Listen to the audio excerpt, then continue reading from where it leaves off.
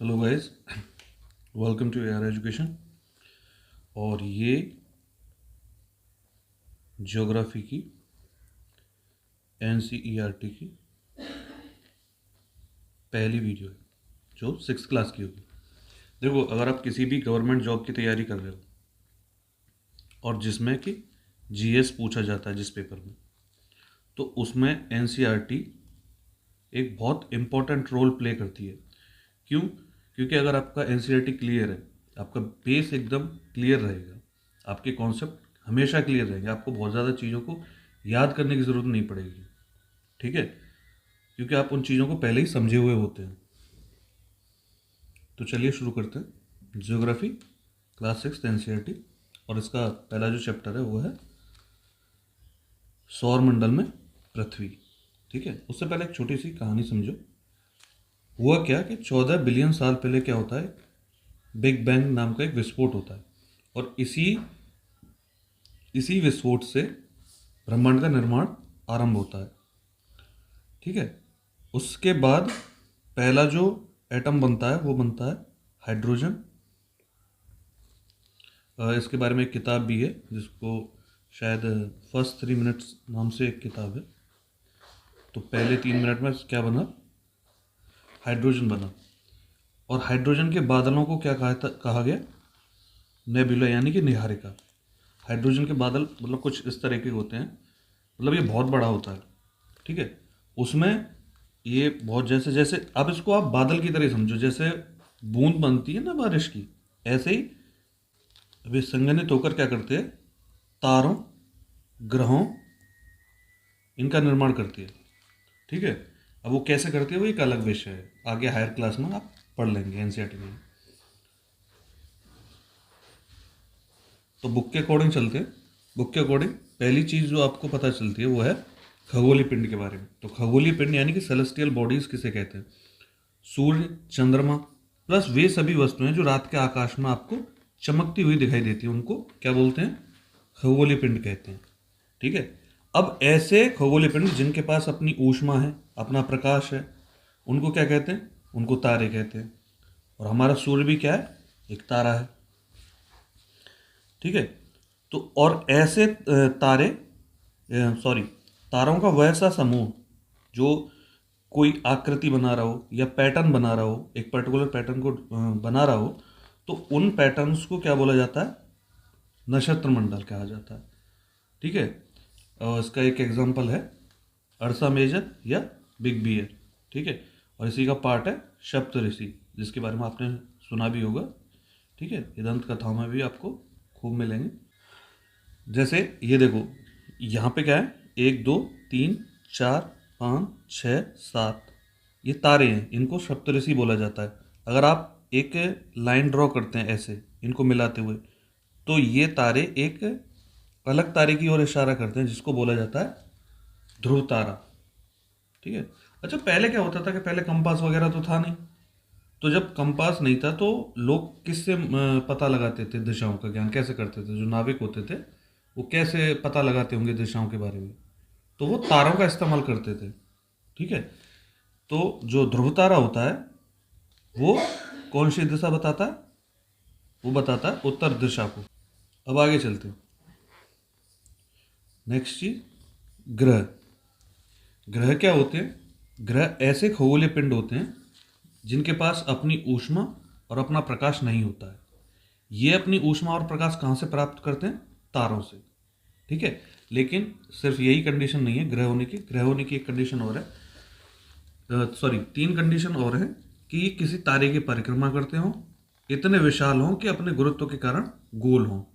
इनको अभी एक्सप्लेन करेंगे हम आगे क्लास में, अभी के लिए मैं सिर्फ इतना बता दे रहा हूँ क्योंकि आपको कन्फ्यूजन ना हो कि ग्रह और उपग्रह में फिर क्या डिफरेंस रह गया। ठीक है, आसपास का क्षेत्र ग्रहाणुओं से मुक्त हो। ग्रहाणुओं का मतलब होता है कि एक तरह से समझो स्पेस में फैला कचरा ना हो, कि चट्टान वट्टान है। मतलब ये है कि अगर ये विशाल होंगे, इनका जो गुरुत्वाकर्षण बल होगा वो इतना ज़्यादा होगा कि जो छोटे मोटे चट्टानें हैं जो तैर रही होंगी स्पेस में, उनको ये अपनी ओर खींच लेगा। ठीक है, वो यहीं गिर जाएंगे। तो ये आसपास का एरिया कैसा होता है? क्लीन। इसी एक कंडीशन की वजह से प्लूटो को 2006 में IAU ने बौने ग्रह की श्रेणी में डाल दिया था। ठीक है, बौना ग्रह, क्योंकि वो इस तीसरी कंडीशन को फुलफिल नहीं करता था। उपग्रह क्या होते हैं? किसी बड़े खगोलीय पिंड का चक्कर लगाते हैं। उन खगोलीय पिंडों को जो किसी बड़े खगोलीय पिंड का चक्कर लगा रहे होते हैं, उनको उपग्रह कहते हैं। ठीक है, सिंपल सी डेफिनेशन है। ऐसे तो फिर आप कहेंगे कि पृथ्वी भी है, क्योंकि पृथ्वी भी तो सूर्य का चक्कर लगाती है। हाँ, पृथ्वी भी एक सैटेलाइट कही जा सकती है। हाँ, मैं ऐसे ही नहीं फेंक रहा हूँ, ये ऑफिशियली पब्लिश्ड है नासा की वेबसाइट पे। ठीक है, और ये खगोलीय पिंड दो तरीके के होते हैं, एक तो होते हैं मानव निर्मित और दूसरे होते हैं प्राकृतिक। तो मानव निर्मित उपग्रहों के बारे में आपने सुना ही होगा, जैसे संचार उपग्रह होता है, ठीक है, कम्युनिकेशन सैटेलाइट जो होते हैं। ऐसे ही प्राकृतिक उपग्रह होते हैं। प्राकृतिक उपग्रह जैसे कि चंद्रमा क्या है? पृथ्वी का एक उपग्रह है जो 27 दिन में पृथ्वी की परिक्रमा करता है। परिक्रमा और घूर्णन करता है। अच्छा, परिक्रमा और घूर्णन में क्या अंतर होता है? परिक्रमा का मतलब ये है कि जैसे ये मान लो आपने अर्थ है, ये चंद्रमा, तो ऐसे करके इसकी ये परिक्रमा कर रहा है। ठीक है, और घूर्णन का क्या मतलब होता है कि जैसे कि अब देखो ये पृथ्वी है, तो पृथ्वी कैसे घूम रही है? ऐसे घूम रही है। तो ये जिस धुरी पे घूम रही होती है, धुरी मतलब कि जिस काल्पनिक रेखा के पर घूम रही होती है, उसको क्या बोलते हैं? अक्ष बोलते हैं। ठीक है, ऐसे ही तो चंद्रमा भी घूमता है। तो चंद्रमा अपना घूर्णन यानी कि अपना एक बार घूमना 27 दिन में पूरा करता है और इतनी टाइम में अपनी परिक्रमा कर रहा होता है। इसीलिए हमें चंद्रमा का हमेशा एक ही भाग दिखाई देता है। ठीक है, चंद्रमा की दूरी कितनी है पृथ्वी से? 3,84,000 किलोमीटर। आगे बढ़ते हैं। नील आर्मस्ट्रॉन्ग पहले व्यक्ति थे जिन्होंने चंद्रमा पर कदम रखा। ये हुआ कब? 21 जुलाई 1969 को। ये पूछ सकता है कभी भी, तो ये याद रखने वाली चीजें हैं। अब आते हैं सौर मंडल पे। सौर मंडल में हमारे में कितने हैं? 8 ग्रह हैं। हमारी पृथ्वी जैसे 8 ग्रह हैं। और इसको याद करने की ट्रिक क्या है? My very efficient mother just served us nuts.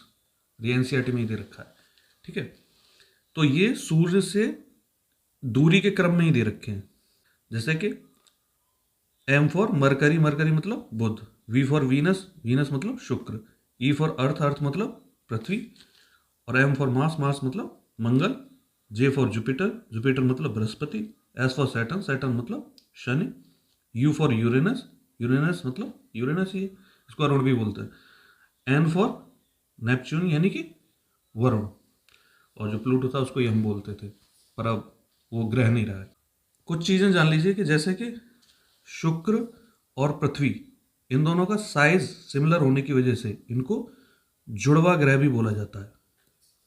अगर आपसे प्रश्न पूछा जाए कभी एग्जाम में कि पृथ्वी का जुड़वा ग्रह किसे कहते हैं, तो वो शुक्र होगा। या पृथ्वी की जुड़वा बहन किसे कहते हैं, वो शुक्र होगा। सन से पृथ्वी की दूरी यानी कि सूर्य से पृथ्वी की दूरी कितनी है? 150 मिलियन किलोमीटर है।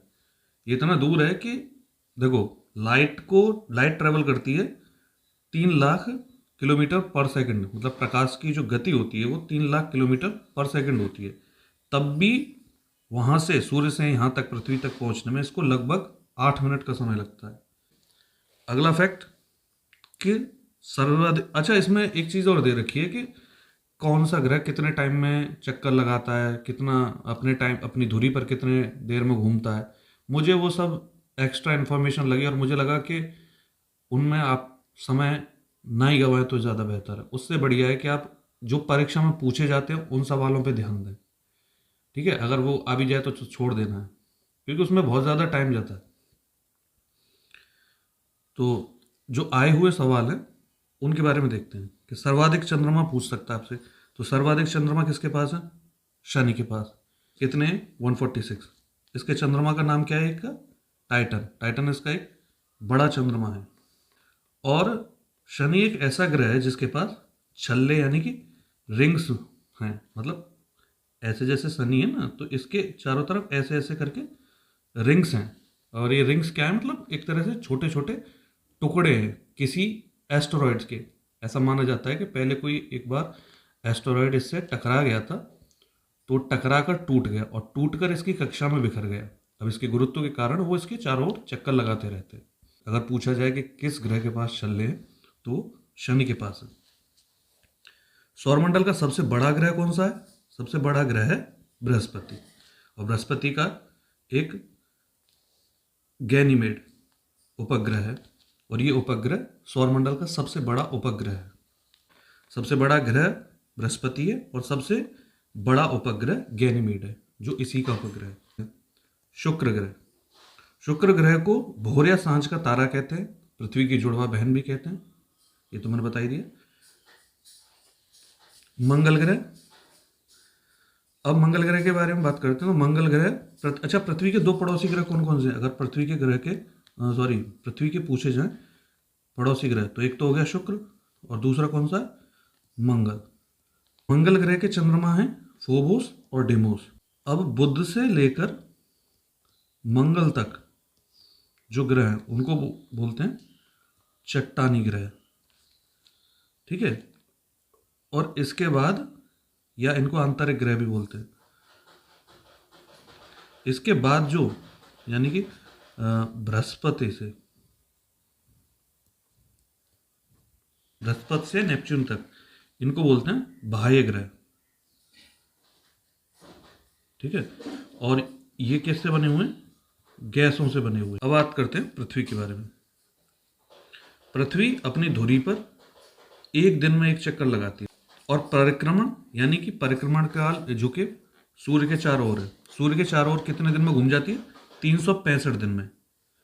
365 दिन में पृथ्वी सूर्य के चारों ओर घूमती है। अच्छा, वो 365 दिन और 6 घंटे का क्या सीन है, वो आगे हम डिस्कस करेंगे। क्षुद्र ग्रह, अब क्षुद्र ग्रह कैसे कहते हैं? तो ग्रह और उपग्रह के अलावा जो छोटे छोटे पिंड सूर्य के चारों ओर चक्कर लगा रहे हैं उनको बोला जाता है क्षुद्र ग्रह। और एक क्षुद्र ग्रह पट्टी है जो मंगल और बृहस्पति के बीच पाई जाती है। ये क्वेश्चन कई बार पूछा गया है कि क्षुद्र ग्रह पट्टी किन दो ग्रहों के बीच पाई जाती है। ऐसा माना जाता है कि क्षुद्र ग्रह भी पहले एक बड़ा ग्रह हुआ करता था, और ये उसी के अवशेष हैं जो टूट गया, जो विस्फोट हो गया, और उसके अवशेष मंगल और बृहस्पति के बीच में अब सूर्य का चक्कर लगा रहे हैं। अगली चीज जो है वो है उल्कापिंड। उल्कापिंड क्या होते हैं? छोटे छोटे पत्थर के टुकड़े होते हैं। ये बहुत बड़े नहीं होते, पर कभी कभी क्या होता है कि ये सूर्य के चारों ओर चक्कर लगाते लगाते अपनी कक्षा से भटक कर पृथ्वी की कक्षा में प्रवेश कर जाते हैं। और पृथ्वी की कक्षा में क्या होता है, जैसे वायुमंडल में जैसे ये एंटर करते हैं ना, तो ये वायु से घर्षण के कारण जलने लगते हैं। और आपने देखा भी होगा ऐसे करके, इसी को जैसे बोलते हैं ना टूटता तारा, वो यही होता है। तो ज्यादातर जो उल्कापिंड होते हैं वायु से घर्षण के कारण हवा में ही जल जाते हैं, और बाकी जो छोटे मोटे पहुंच जाते हैं उससे पृथ्वी पर क्रेटर वगैरह बन जाते हैं। तो यहां तक भी ये बात हो गई। आखिरी चीज है आकाशगंगा। देखो अब तो नहीं दिखाई देता है क्योंकि अब तो प्रकाश प्रदूषण इतना बढ़ गया है, पर पहले क्या होता था कि अगर आप आसमान से, अभी भी अगर कहीं आप पहाड़ों में जाकर अगर आप देखें तो साफ आसमान को देखें रात में, तो आप असंख्य तारों का एक समूह दिखाई देगा जो बिल्कुल कैसा लगता है पता है? ऐसे इसमें बहुत सारे तारे होंगे, और ये बिल्कुल प्रकाश की नदी जैसा लगता है। ऐसा लगता है कि जैसे आकाश में एक कोई नदी बह रही है प्रकाश की, ठीक है। इसीलिए इसका नाम पड़ा था आकाशगंगा। इसमें असंख्य तारे होते हैं। हमारा सौरमंडल भी इसी का एक भाग है, और इसका, हमारी आकाशगंगा का नाम क्या है? आकाशगंगा ही है, या मिल्की वे भी कह सकते हैं अंग्रेजी में।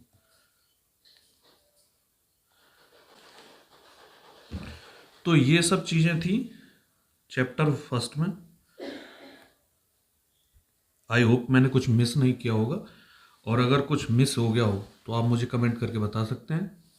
बाकी अगर आपको अच्छा लगा मेरा प्रयास तो प्लीज़ डू सब्सक्राइब। उससे क्या होगा कि मुझे पता चलेगा कि मेरे एफर्ट्स काउंट भी हो रहे हैं या नहीं।